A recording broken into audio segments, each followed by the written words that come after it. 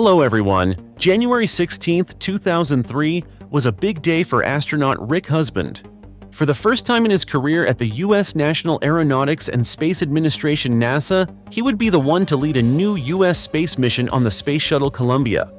The boy Rick Husband was born in 1957 in the cowboy land of Texas, growing up at a time when the U.S. and the Soviet Union were competing to throw money through the main door for the space race. For Husband, space was always full of interesting and adventurous things, making him unable to stop thinking about being able to travel there himself. He graduated with a master's degree in mechanical engineering and served in the Air Force with the rank of lieutenant colonel. Husband then received the opportunity to fulfill his childhood dream by catching the eye of NASA for astronaut recruitment in December 1994. After a period of arduous training, Rick Husband made his first space flight in May 1999 as a pilot. By January 2003, he was preparing to continue his mission of flying into space with 6 other members. In this mission, he was given the responsibility of commanding the space expedition with the code STS-107.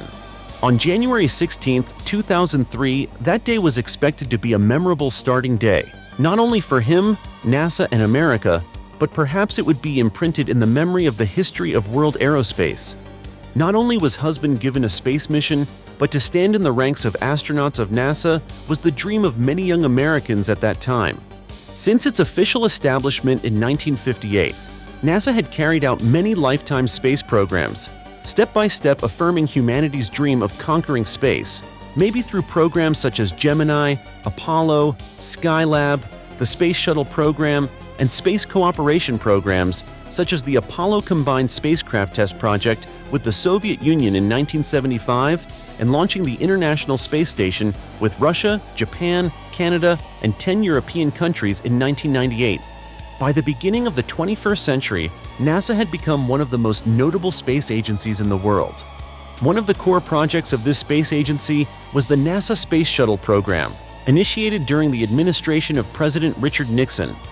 The main purpose of the program was to develop a type of space shuttle that could be launched into space, fly around the Earth's orbit, and be able to land and be reused.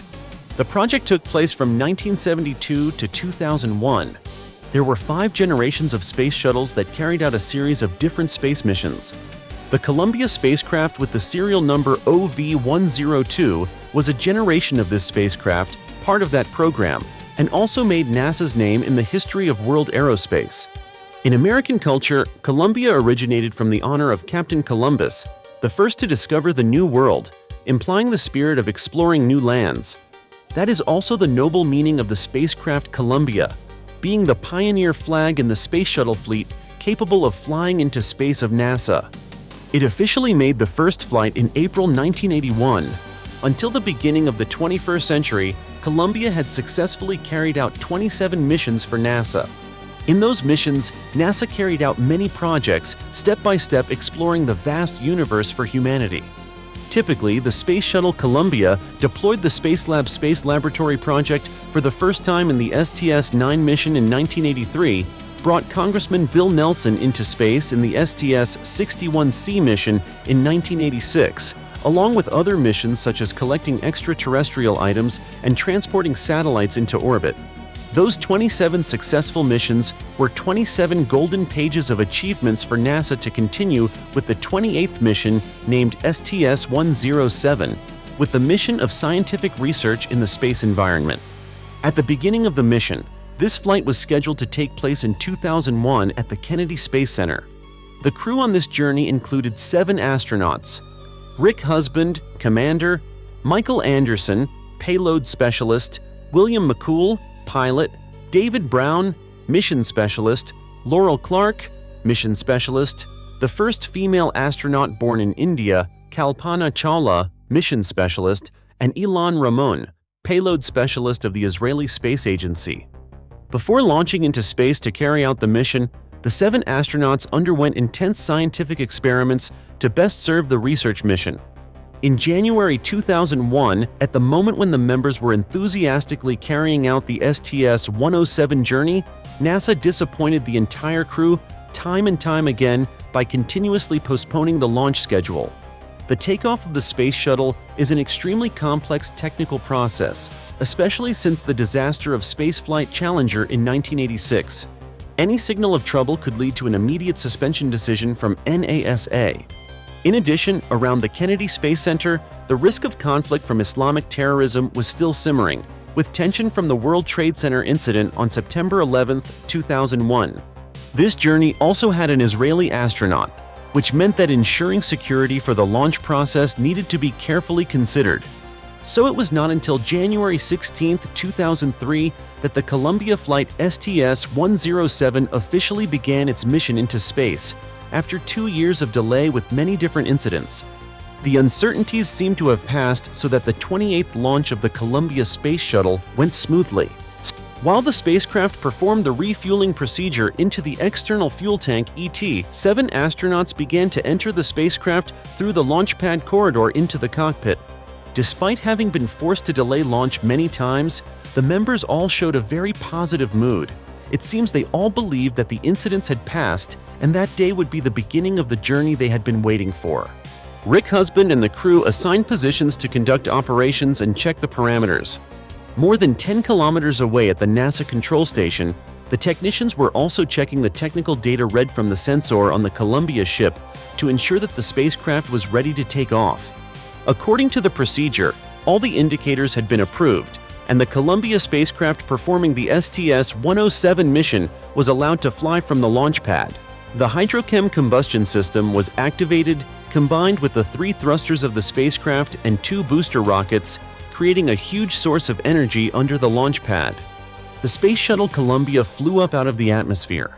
While launching out of the atmosphere, the air and gravity created a terrible pressure, so the spacecraft began the process called the roll procedure, a flying position in an arc trajectory towards the universe, with the upper body of the ship facing down to the surface of the Earth, thereby limiting the impact on the entire ship and only putting all the pressure on the front nose. At this time, the steering system was completely automatic. The astronauts did not necessarily have to intervene, so the 7 members of the Columbia ship calmly monitored the indicators, felt the situation, and believed that everything was going smoothly. The ship's payload specialist, Anderson, confided over the phone with the ground, "Before takeoff, there are always uncertain things that we cannot predict." On the ground, the experts and technicians of NASA at the control center closely monitored the movement of the entire spacecraft and the data read from the parts on the ship. About 17 years ago, the takeoff disaster of the Challenger ship still haunted NASA somewhat, but it seemed that the remedies and 27 golden pages of achievements of the Columbia ship had created trust for this takeoff. About 9 minutes later, the process of separating the 2 boosters and then the external fuel tank, called the MECO process, was carried out. The Columbia spacecraft had entered space. The takeoff procedure had been completed. The space research of the 7 crew members could begin. For Husband and the crew, everything seemed to have gone smoothly. But for the NASA control unit at the Kennedy Space Center, it seemed that uncertainty had not yet let go of this mission. When the takeoff procedure was completed, the work of NASA staff on the ground was to check the operation of the spacecraft to ensure that everything was still under control. Then the engineering teams identified a problem in the inlet. During the roll 82 seconds after leaving the launch pad, a piece of insulation broke off from the fuel tank and hit the left wing edge of the shuttle. Ken, the head of the control unit and primarily responsible for this mission of the Columbia, was informed by his subordinates about the incident, along with a video of the incident. He discussed with NASA technicians, trying to determine the damage as well as the severity of the incident through the recorded video. Then, a group of engineers determined that no matter what the problem was, the crew could not fix it, because the incident occurred while the system was autonomous and impacted the external hardware of the ship. Besides, this was not the first time, but up to now, it had been the 5th time that NASA observed the insulation foam popping out during the launch process. Of course, there had been no consequences before, but the problem was that the left wing of the Columbia ship had a damaged mark from the stub of the carbon insulation piece, about 3 square meters. The impact speed when colliding was nearly 1,000 kilometers per hour, causing damage to the insulation foam. Although it did not interrupt the operation of the ship, according to another group of NASA experts, it could lead to major problems. They urged the authorities to have close-up photos of the damaged wing of Columbia. The U.S. Department of Defense was even willing to support space reconnaissance cameras to do this, but NASA mission officials rejected the above recommendations. According to them, even if there was a risk of damage, they could not do anything to fix the situation. And of course, information like this only took place secretly in a closed conference room at NASA. Those were the underground waves between the Earth and the Space Shuttle Columbia. The 2-week mission to conduct research in space was still going on as usual. The crew was divided into 2 shifts, continuously for 24 hours a day, conducting about 80 experiments on life, materials, products, and scientific support equipment carried in the cabin of the ship weighing more than 4 tons. Commander Husband and the members devoted themselves to the mission and enjoyed the moment outside the Earth to the fullest. Laurel Clark, a specialist of STS-107, shared via email to Earth, sending warm greetings from far away to our magnificent Earth. The view from here is truly amazing. This is a wonderful mission, and we are very busy with scientific research around the clock. It can be seen that during the more than 2 weeks performing the mission on the Columbia in space, the astronauts did not notice anything unusual on the wing of the ship.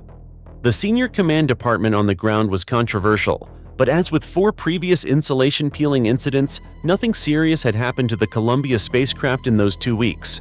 However, this time, something was completely different. According to schedule, on the morning of February 1st, 2003, the Columbia spacecraft completed its mission and proceeded to return to Earth. All mission members were in their positions in the cockpit, preparing for the landing process. On the ground, the control center contacted Rick Husband to ensure all landing preparation procedures were completed. The Columbia spacecraft carrying out the STS-107 mission began heading towards the Earth's atmosphere. According to U.S. East Coast time, that was at 8:50. Nearly 10 minutes later, at 8:59:32, the silhouette of the spacecraft appeared at an altitude of 70.4 kilometers above the California coast, moving at a speed 23 times the speed of sound. But this time, unusual signs gradually appeared. Right after the shuttle had just passed the California coast, people began to see debris still burning falling from the sky. At the moment when the Columbia shuttle should have been preparing to land on the runway, the control center suddenly received a phone call from a caller on the other end, reporting that on television, there was a video of a strange phenomenon on the Columbia ship in the sky. Shocked by the information received, Ken immediately checked the data fluctuations sent back from the spacecraft. Indeed, there was an abnormality in the data recorded by the Data Control Center, reading the temperature from the sensors mounted on the left wing of the Columbia ship. The tire pressure on the left side of the shuttle also lost, and the communication device stopped working. He immediately called the Columbia ship to report this abnormality. Rick Husband, the mission commander on the Columbia ship, responded that the signal had suddenly been interrupted. Radio communication with the ship was completely lost. That was what people saw from the outside of the Columbia ship and through the machinery inside the ship. The incident was much more horrifying and swift. Back to the moment when the ship began to enter the atmosphere. The crew, no one thought that this return would soon be the darkest day of their lives. At first, it was the insulation panels around the hull and the external parts that had disintegrated and burned in the atmosphere. Why did this incident happen? It was the result of damage from the rollover that appeared during takeoff on the left side of the ship. The hole in the left wing of the spacecraft allowed air to flow deep into the hull, separating the external sensors and destroying the heat resistance system. Then it caused the entire ship to shake violently during the process of passing through the atmospheric wall. In the cockpit, a series of bells rang at the same time. The crew tried their best, attempting to regain control of the ship. They only had a short minute to handle the extremely urgent situation. Just a few seconds after the first alarm sounded, the pressure in the crew module dropped very quickly. They fell into a coma. For a moment, extremely hot air from the hull rushed into the cockpit, sweeping away the entire crew and equipment. The cockpit containing the crew separated from the ship, spinning very fast and plummeting to the surface of the Earth. If not killed by the hot air currents, the crew could not survive after their bodies were spun like pinwheels in the cockpit. The entire crew of 7 people sacrificed. The fate of the Columbia ship was no better. Thousands of debris exploded 19,000 meters above the ground in the sky over Texas and Louisiana. Later, NASA's report stated that when it was known that there was no longer the ability to control the ship, the crew was in a completely defenseless position. Columbia became a useless block of iron. 16 minutes before returning to the ground, it exploded due to too much friction with the air at an altitude of 19,000 meters, completely ending its 22 years of existence. The crew of 7 people in the Columbia shattered into countless pieces in a very short moment. NASA Director Sean O'Keefe exclaimed at the moment of witnessing Columbia disintegrate in the air, "This is a tragedy too heartbreaking for NASA and the relatives of the 7 brave astronauts on the Columbia spacecraft. The country will never forget this dark fate." The then U.S. President George W. Bush also appeared on television in the early afternoon to announce and share the loss with this tragic disaster. At the end of the day, on February 1, 2003, a NASA spokesman announced that the entire crew on the Columbia spacecraft was missing. 90 minutes after the tragedy occurred, the Columbia Accident Investigation Board was established by the NASA Board of Directors to help find the cause of why this billion-dollar spacecraft was destroyed in just 10 minutes. On August 26th of the same year, the committee's report on the accident was published. Accordingly, in addition to the details of the technical problems mentioned above, the CAIB committee also identified indirect causes that contributed to this tragedy. NASA's working style made this agency too confident in its past results and kept copying and pasting technical problems. Even NASA deliberately concealed important information, such as the accident of the insulation foam during takeoff, causing the media to be indignant and strongly criticize the report of the committee.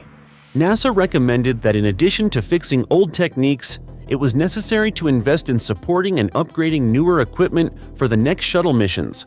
6 years later, NASA officially released a 400-page report on the Columbia tragedy, partly expressing the responsibility of admitting mistakes and the painful lessons of this agency for the missions after. The shuttle program and the U.S. contribution to the International Space Station project were also delayed for 29 months. The Columbia spacecraft was officially put into storage and retired, and the program itself was closed in 2011 after the tragedy. Efforts to collect and salvage what belonged to the ship were carried out by people and organizations. NASA estimated that the total data from the experiments on the ship sent back and restored after the explosion was about 35 to 40% of the effort that the astronauts had carried out, including the experimental model of life in space of roundworms, which created important research premises for NASA in later research missions. Until now, NASA and the whole of America will forever remember the last moments of the crew as well as their brave sacrifices while on duty. In 2015, the Kennedy Space Center opened the annual exhibition Forever Remembered, displaying debris from the 2 Challenger and Columbia missions, along with personal artifacts of the 14 astronauts who participated in the 2 missions. The names of the 7 astronauts on the Columbia ship were also put on display by NASA for the 7 celestial bodies in the orbit of the Sun between Mars and Jupiter.